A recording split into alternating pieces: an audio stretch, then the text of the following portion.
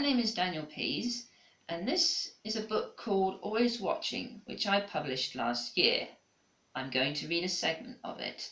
It is the chapter known as The Devon Household. Often a quiet place at the end of a hard day. That very evening, on the first night of the week, Wesley Devon was sitting in the front room watching a classical film called The Exorcist. This was a much-loved film, regarded to be the best horror film ever made. The front room was completely pitch black, except for an ominous light protruding from the hallway. The horrifying images that the DVD possessed sent a shiver down Devon's spine as he ate his popcorn, one big mouthful after another. The fact that he was in the dark made the atmosphere around him to be utterly horrid and deadly. He had never seen this movie before, and he already doubted the fundamentality of it. The story in this thing is ludicrous, he felt. How does a film like this get made? Even in the 70s, someone had some serious issues. But he was only saying these criticisms to himself. Or was he? Wesley Devon was coming up to the mysterious scene with the possessed Reagan. The priest had come to see her. As he was watching the moment play out, he felt the loud whistling wind rush against the window. He looked towards the screen as the demonic woman faced out. They were almost eye to eye.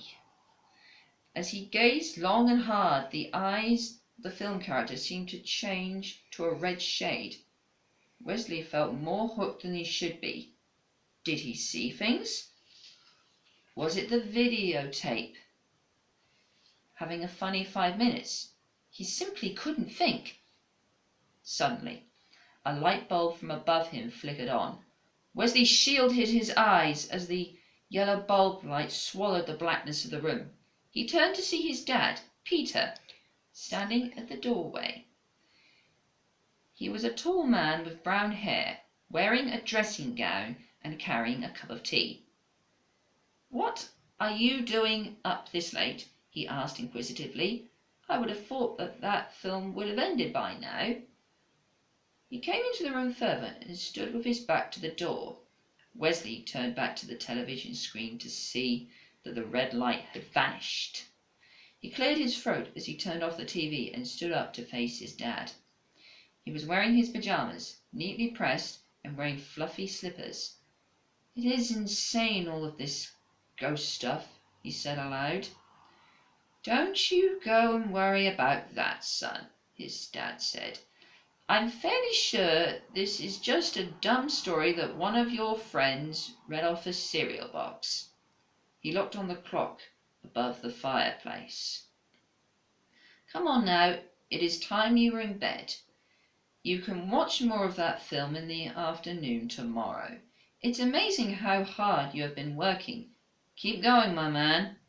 Wesley gave his dad a big hug as he ran up the stairs to his bed. His father turned the light off in the hall as he left for his large bedroom.